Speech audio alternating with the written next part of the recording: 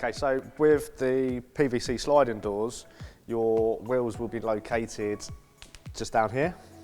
So it's going to require you, unfortunately, to get on your hands and knees. You'll find the wheels about 150 mil back from the front edge of the patio. So again, a PTFE lubricant, preferably one that's got a straw that attaches to the nozzle so you can get there nice and deep inside. Basically, you're just going to put it in, give it a good spray, and work the door backwards and forwards, and get that lubricant in the wheel. Now with the other side of the patio door, the wheels are located behind the cover, so you're going to need to get yourself a scraper. Very carefully pop it in behind. Use the door as a bit of leverage, again being very careful. Pop the cap off.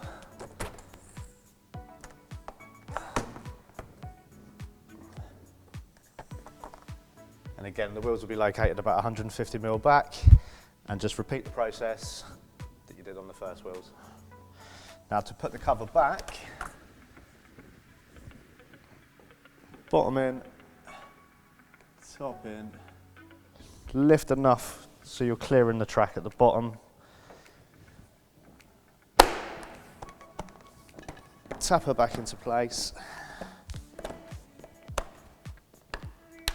And again, roll the door.